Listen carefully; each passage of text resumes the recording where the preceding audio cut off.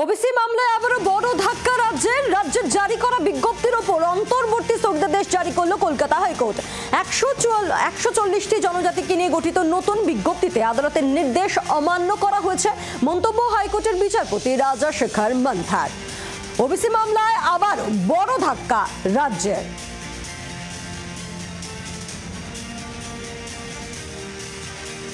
OBC নিয়ে আজকে Kolkata high court দীর্ঘ শুনানি করেছে কালকে আর আজকে, এবং সব পক্ষ শুনানি হওয়ার পরে যা অর্ডার আমরা শুনলাম সেটা হলো 8ই মে সাব ক্লাসিফিকেশনের যে নোটিফিকেশন, তারপরে 27শে জুন যে নোটিফিকেশন গুলো সাব ক্লাসিফিকেশন করে যে 27শে জুনে দুটো, 3 জুনের দুটো, সব মিলিয়ে টোটাল যে 140টা কমিউনিটি নোটিফিকেশন যেগুলো বেরিয়েছিল সেগুলো স্টে।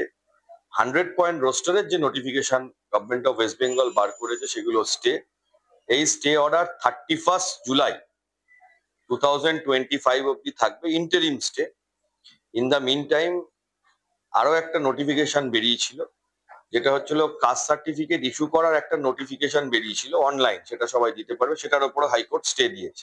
ওবিসি নিয়ে রাজ্যের যে আবারও ধাক্কা, তা নিয়ে রাজ্য রাজনীতিতে আবারও টানাপোড়েন। শুনবো বক্তব্য। আমাদের যে ওবিসি রিলেটেড যে কাজটা হয়েছে সেই কাজটা একেবারেই কোর্ট অর্ডারকে মান্যতা দিয়ে যে সার্ভে হয়েছে, সার্ভেটা পুরোটাই একদম প্যারামিটার ডিফাইন করে দেওয়া হয়েছিল কোর্ট থেকে। সেটা ইকোনমিক প্যারামিটার, সেটা এডুকেশনাল প্যারামিটার, বিভিন্ন প্যারামিটারগুলো বেস করে যে কমিউনিটিগুলো এসছে, এবং এটা বারবার মিথ্যা প্রচার করা হচ্ছিল যে সার্টেন একটা কমিউনিটির জন্য বেশি শতাংশ, কিন্তু বাস্তবে দেখা যাচ্ছে সেইটার সঙ্গে বাস্তবের কোনো মিল ছিল না। একেবারে অর্থনৈতিক প্যারামিটারকে মান্যতা দিয়ে, তার এডুকেশনাল প্যারামিটারগুলোকে মান্যতা দিয়ে যেইভাবে কোর্ট গাইডলাইন বেঁধে দিচ্ছিল সেভাবেই করা হয়েছে। এবার কোর্টের উপরে তো আমরা কেউ নেই, কোর্টের আজকে প্রাইমারি এই রায় পর্যালোচনা করে নিশ্চয়ই সরকার সেই রকম ব্যবস্থা নেবে। জাজমেন্টটা বেরো, তারপর আমরা এটা নিয়ে মন্তব্য করব। রাজ্য সরকার তার ধারাবাহিকতা বজায় রাখলো। রাজ্য সরকারের কোনো পদক্ষেপ, কোনো এক্সিকিউটিভ ডিসিশন এক্সারসাইজ করতে গেলেই সেটা কলকাতা হাইকোর্টে চলে যাচ্ছে, এবং প্রতি ক্ষেত্রেই রাজ্য সরকার তিরস্কৃত হচ্ছে, ভর্ৎসনা করা হচ্ছে রাজ্য সরকারকে, এবং স্থগিতাদেশ হচ্ছে। এখন প্রয়োজন হলো মানুষের দেহ করের টাকা খরচা করে রাজ্য সরকার এবার সুপ্রিম কোর্টে যাবে, কিন্তু পরিণতি একই হবে।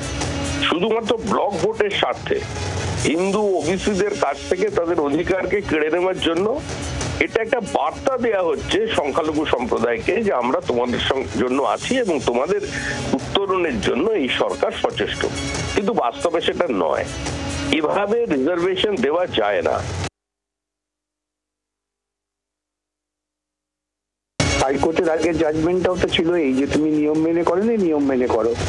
এখন রাজ্য কি করেছেন, কি ব্যাখ্যা দিয়েছেন সেটা আমি বলতে পারবো না, কিন্তু যেহেতু স্থগিতাদেশ দিয়েছেন তাহলে বুঝতে হবে যে প্রাথমিকভাবে আদালত মনে করেছেন রাজ্য ঠিক কাজ করেনি। সব গন্ডগোলটা তো মুখ্যমন্ত্রী পাকাচ্ছেন, তার কুপরামর্শেই রাজ্য সরকার চলছে এবং তারই পরিণতি এটা। বাংলার আওয়াজ, বাঙালির আবেগ, জি 24 ঘন্টা।